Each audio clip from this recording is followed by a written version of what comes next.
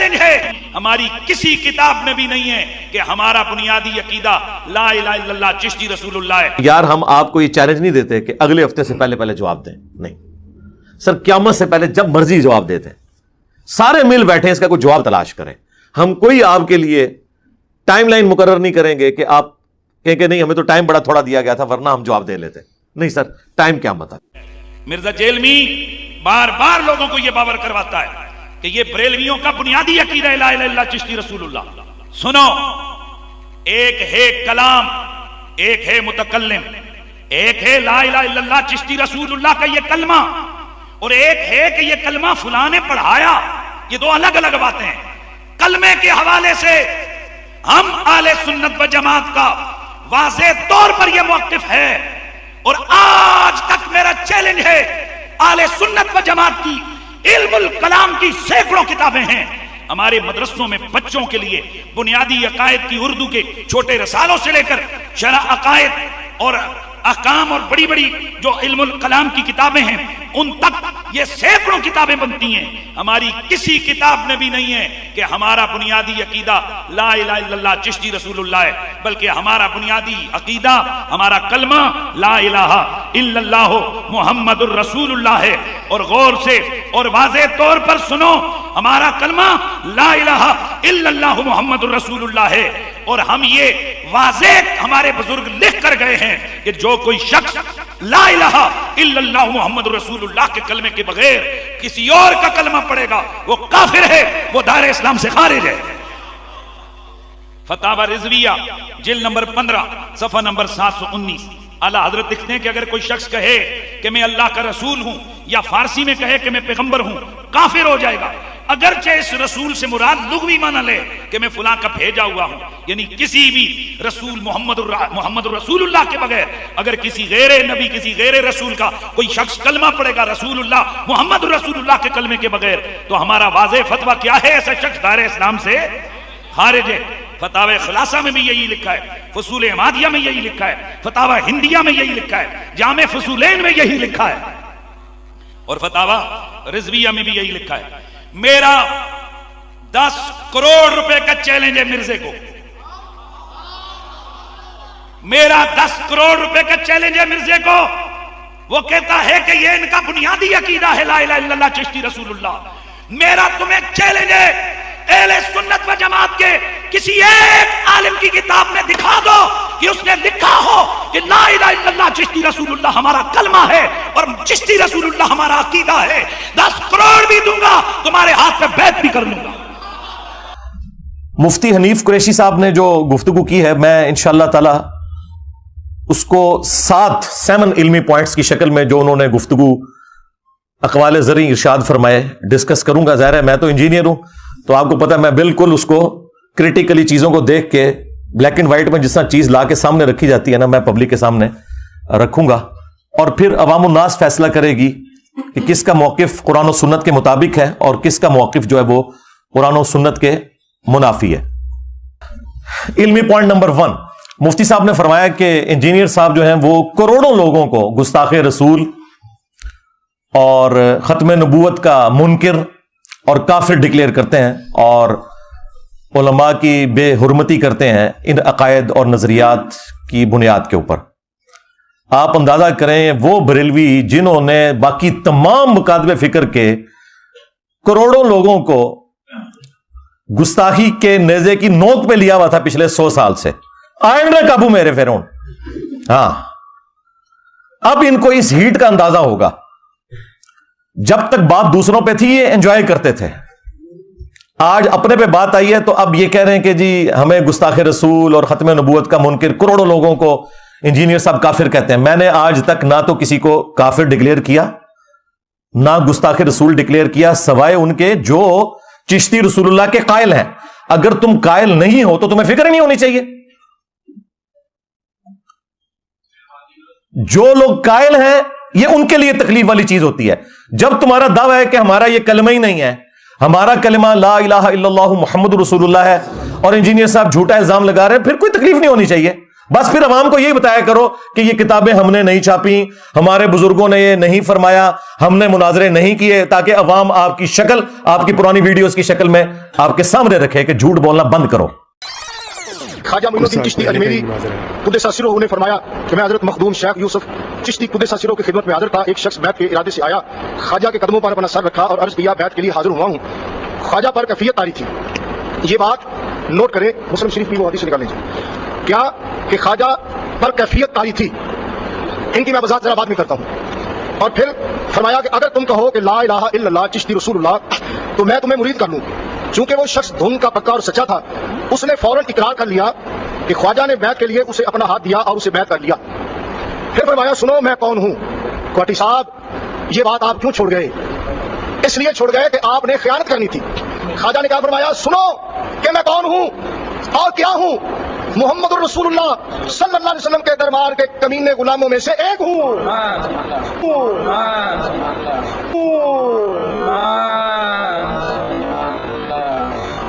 اور جب خواجہ نے فرما دیا کہ کلمہ وہی ہے محمد الرسول اللہ، اب تجھے فتویٰ لگانے کی کیسے ضرورت ہوئی؟ یہ آپ کا اعتراض کا جواب ہو گیا۔ ہم نے جو جھوٹا دفاع کرتے ہیں نا صرف ان کے اوپر بات کی ہے، بزرگوں کے اوپر بھی بات نہیں کی ہے، ان کتابوں کی عبارتوں کے اوپر بات کی ہے۔ تو یہ بالکل ان کا جو الزام ہے یہ ردی کی ٹوکری میں پھینکنے والا ہے۔ کتاب کے اندر ایک رسالہ فوائد السالکین، جس کی اس کے مین پیج پہ لکھا ہے کہ یہ بابا فرید الدین کی، یہ بابا فرید کی کتاب ہے۔ کس کی کتاب ہے؟ بابا فرید کی کتاب ہے۔ اب ہم نے یہ دیکھنا ہے کہ کیا بابا فرید کی کتاب ہے یا نہیں ہے۔ تو ایک ہے کہ آج کل کے کوئی بزرگ کہیں، اور ایک ہے کہ شاہ عبدالحق محدث دہلوی 300 سال پہلے گزر چکے۔ اب ان سے ہم پوچھتے ہیں کہ کیا بابا فرید کی یہ کتاب ہے؟ تو آپ کی کتاب ہے اخبار الاخیار، اس میں لکھتے ہیں شیخ نظام الدین می فرمود کہ من ہیچ کتاب نہ بنشتہ ایم زیرہ کے شیخ الاسلام فرید الدین شیخ الاسلام قطب الدین و از خواجگان چشت ہیچ شخص تصنیف نہ کرداس۔ کہتے ہیں کہ حضرت بابا نظام الدین نے فرمایا کہ میں نے کوئی کتاب نہیں لکھی ہے، اسی وجہ سے شیخ فرید الدین نے بھی کوئی کتاب نہیں لکھی، شیخ قطب الدین بختیار کاکی نے بھی کوئی کتاب نہیں لکھی، اور باقی جو چشتی بزرگ ہیں انہوں نے بھی کوئی کتاب نہیں لکھی۔ یعنی انہوں نے زندگی میں کوئی کتاب لکھی ہی نہیں ہے، انہوں نے زندگی میں کوئی کتاب لکھی ہی نہیں ہے۔ اب آپ کہیں گے جی یہ جو چھپی ہوئی مل رہی ہے مارکیٹ میں یہ، اب اس کے بارے میں آئیے دیکھتے ہیں کہ اگر اس طرح کی کوئی کتاب کسی کی ہو تو اس کے بارے میں ہمارا کیا نظریہ ہونا چاہیے۔ اس کا جواب بھی اعلیٰ حضرت امام اہل سنت نے دیا۔ فتاوی رضویہ جلد نمبر 22 صفحہ نمبر 491، یہی جو فوائد السالکین کتاب ہے اس کے بارے میں اعلیٰ حضرت لکھتے ہیں اولاً اس بات کا ثبوت درکار ہے کہ یہ کتابیں حضرات منسوب الیہم کی ہیں، یعنی پہلے تو یہ ثابت کرو کہ انہوں نے یہ کتابیں ہیں نا۔ بہت ساری کتابیں محض جھوٹ نسبت کر کے چھاپ دی ہیں۔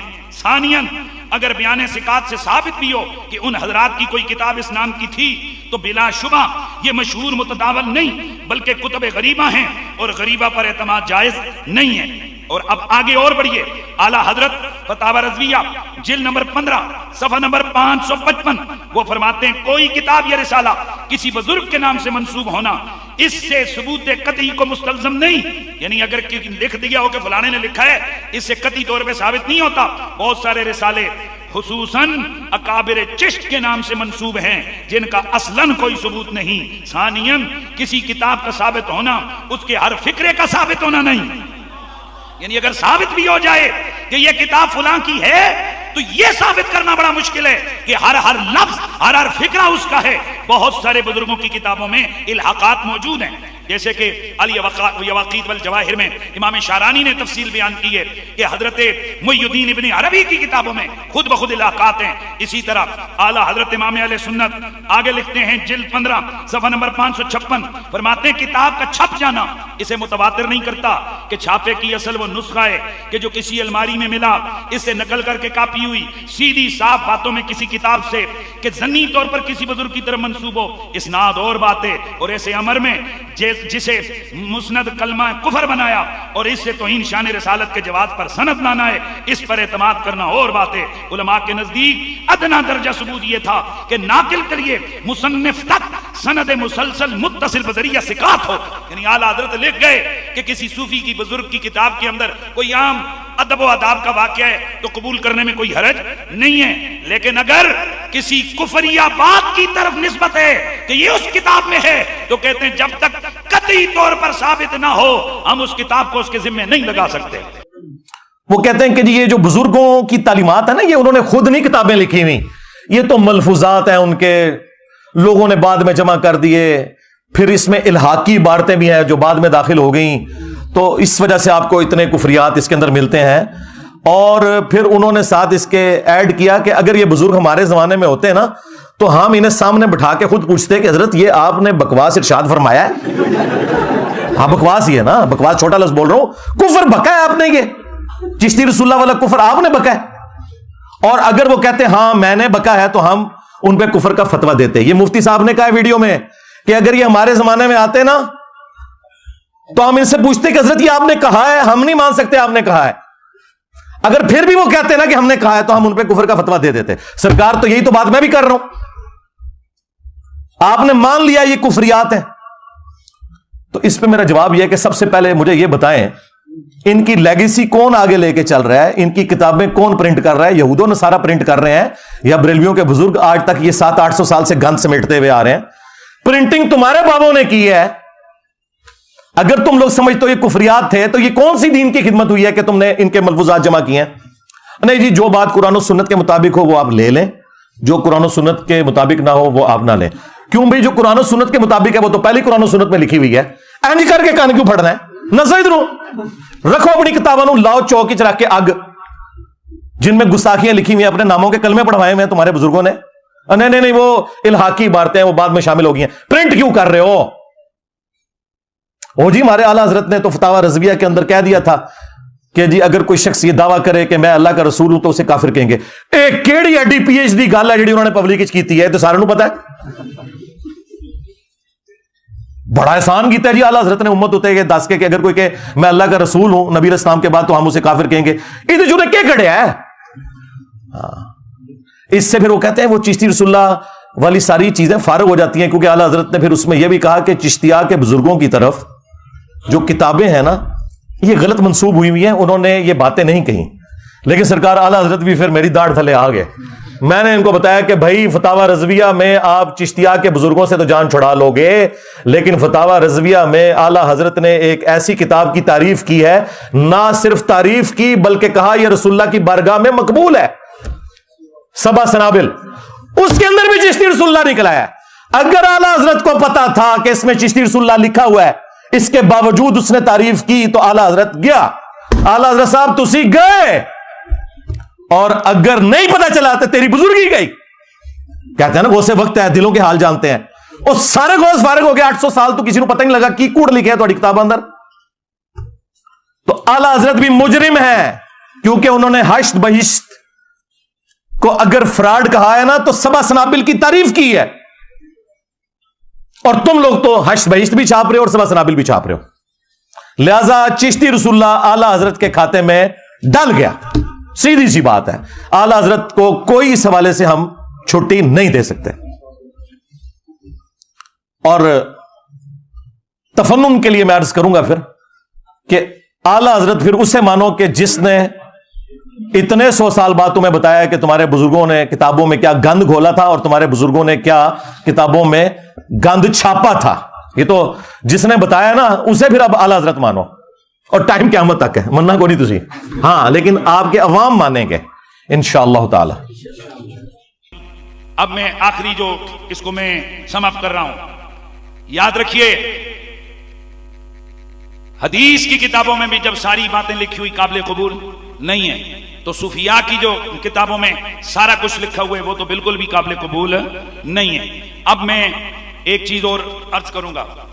ایک ہوتا ہے کہ آپ کسی کلام کے بارے میں کہیں یہ کلام کیسا ہے، اور ایک ہوتا ہے کہ کسی متکلم پہ حکم لگائیں کہ وہ کیسا ہے. تو کبھی کبھی متکلم پر حکم اس لیے نہیں لگتا کہ وہ کلام اس متکلم سے صادر ہونا ثابت ہی نہیں. جیسے یہ ثابت ہو گیا کہ یہ کلام لا الہ الا اللہ چشتی رسول اللہ یہ نہ معین الدین چشتی اجمیری سے صحیح ثابت ہے، نہ خواجہ بختیار کاکی سے ثابت ہے، نہ شیخ یعقوب یوسف چشتی سے یہ ثابت ہے. جب یہ ثابت ہی نہیں، متکلم پر فتویٰ نہیں لگے گا. کلام پہ تو فتویٰ لگ گیا لیکن متکلم پر فتویٰ نہیں لگے گا. اب ہم آگے بڑھتے ہیں. کبھی کبھی متکلم پر فتویٰ نہیں لگتا حالت کی وجہ سے. کلام کفریہ ہوتا ہے، متکلم سے ثابت بھی ہوتا ہے کہ یہ اسی بندے نے کیا ہے، لیکن پھر بھی اس پہ فتویٰ نہیں لگتا. بخاری شریف حدیث نمبر 3481، مسلم شریف حدیث نمبر 6981. حضرت ابو ہریرہ سے مروی ہے کہ ایک آدمی جو اپنے نفس پر ظلم کیا ہوئے تو اس نے گناہ کیے ہوئے تھے، جب مرنے کا وقت آیا تو اس نے اپنے بیٹوں سے کہا جب میں مر جاؤں تو فاحرقونی ثم سقونی، الفاظ حدیث میں اور بھی ہیں، ثم اعذرونی فی ریح فواللہ لئن قدر علی ربی لیعذبنی عذابا ما عذبہ بہ احدا.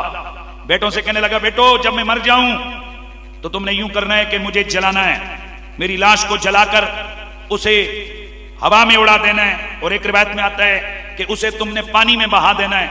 لئن قدر علی ربی، اگر اللہ تعالیٰ نے مجھ پر قدرت پا لی، مجھے پکڑ لیا تو مجھے ایسا عذاب دے گا کہ جیسا عذاب اس نے کسی کو نہیں دیا ہوگا.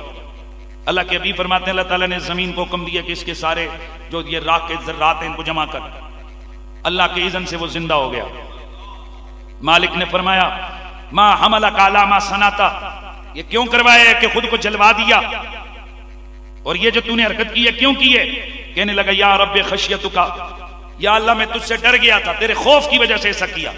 میرے نبی پاک فرماتے ہیں فغفر لہ، اللہ نے اسے بخش دیا. بولا تھا کلمہ کفر والا، اگر اللہ نے مجھے پکڑ لیا، مجھ پہ قدرت پائی تو مجھے عذاب دے گا. بتائیے یہ شک ہے کہ اللہ نے اگر مجھ پہ قدرت، یعنی خود کو اللہ سے بھاگا دیا کہ تاکہ اللہ مجھے پکڑ نہ سکے. یہ واضح طور پر لفظ کلام کفریہ ہے، یعنی احتمال کفر ہے اس میں، لیکن یہ کلمہ واضح کفریہ ہونے کے باوجود اس بندے کو کافر نہیں کہا گیا، بلکہ حدیث کہتی ہے بندہ بخشا گیا. اب آئیے بھائی بول کلمہ کفر رہا ہے اور بخشا گیا، تو اس کی وجہ یہ ہے کہ میرے نبی پاک صلی اللہ علیہ وآلہ وسلم کی حدیث ہے، ابو داؤد شریف حدیث نمبر 4402 4401، کہ 3 بندوں سے شریعت کا قلم اٹھا دیا گیا. سونے والے سے جب تک کہ وہ بیدار نہ ہو، بچے سے جب تک وہ بالغ نہ ہو، اور ماتوف سے ایسا بندہ کہ جس کے دماغ پر کوئی کیفیت طاری ہو، دماغ میں کوئی چیز ہو. اب اس بندے پر کیا طاری تھا؟ شدت خوف. تو شدت خوف کی وجہ سے وہ نارمل نہیں تھا، اس لیے اس کی زبان سے کلمہ کفریہ نکلا بھی. نبی کی حدیث بتا رہی ہے اسے جہنم میں نہیں ڈالا گیا، اسے اللہ تعالیٰ نے بخش دیا. اب توجہ ہے سب کی. اب اس طرح سے بھی ہوتا ہے کہ بعض اوقات کلام کفریہ ہوتا ہے لیکن بندے کو کافر نہیں کہتے. ایک تو یہ کہ اس کلام کی نسبت ادھر نہیں ہوتی، ثابت نہیں ہوتا، قطعی نسبت نہیں. دوسرا کسی خاص حالت کی وجہ سے، بولیے کسی خاص حالت کی وجہ سے. مسلم شریف کی ایک اور حدیث ہے، وہ مشہور حدیث ہے، میں پہلے بھی آپ کو سنا چکا ہوں کہ ایک بندہ، نبی پاک نے فرمایا جب بندہ توبہ کرتا ہے اللہ تعالیٰ اتنا خوش ہوتا ہے کہ مثال دی حضور نے کہ ایک بندہ جو کہ میدان میں صحرا میں سفر کر رہا تھا کہ اچانک اس نے اپنے سواری کے اوپر اس کا سارا زندگی کا سامان کھانا پینا سب تھا، تو وہ رکا اور اس نے گھوڑے کو جگہ پہ کھڑا کیا اور خود سو گیا، جاگا، گھوڑا غائب، مال و متاع ختم. اب اپنی موت کا خیال کر کے وہ آنکھیں بند کر کے لیٹ گیا. پھر آنکھ کھلی تو گھوڑا سامنے تھا. فرمایا جتنی خوشی اسے ہوئی اور وہ یہاں تک خوش ہو گیا کہ کہنے لگا اے میرے اللہ انت عبدی وانا ربک، تو میرا بندہ تے میں تیرا رب. یعنی الٹا بول دیا. کیا کہہ دیا؟ انت عبدی وانا ربک، تو میرا بندہ تے میں تیرا رب. اختا من شدت الفرح، یہ خوشی میں بے قابو ہو کر اس نے یہ کہہ دیا. توجہ ہے، فتویٰ نہیں ہے، کافر نہیں ہے، کلمہ کفری ہے، بندہ کافر نہیں ہے. وجہ کیا ہے؟ اس پر غلبہ حال تھا، کیفیت خوشی کا غلبہ تھا، اس وجہ سے اس نے یہ کلام اس سے صادر ہو گیا. اب ہم کہتے ہیں پتہ چلا کبھی کبھی کلام کفریہ ہوتا ہے، بندہ کافر نہیں ہوتا، بندہ کافر نہیں ہوتا. او بھائی اگر کلام میں احتمالات آ جائیں، یہ انشاءاللہ اگلا جمعہ میں اس کو آگے بڑھاؤں گا، لیکن ابھی یہ مقدمہ ذہن میں رکھیں، کلام کفریہ ہوتا ہے، بندہ کافر نہیں ہوتا. کب؟ جب وہ کلام اس سے ثابت بھی ہو جائے. پھر بھی کچھ ایسی چیزیں ہیں کہ بندہ کافر نہیں ہوتا. ہم کہتے ہیں ظالموں یہ جو چشتی رسول اللہ ہے یہ تو خواجہ صاحب سے ثابت ہی نہیں. بقول تیرے اپنی کتاب کے اندر تو نے لکھا ہے کہ یہ خواجہ بختیار کاکی نے ان کے تو نے متھے ڈالا ہے. اور افسوس کی بات ہے اللہ کے وہ ولی جن کی ولایت مسلمہ ہے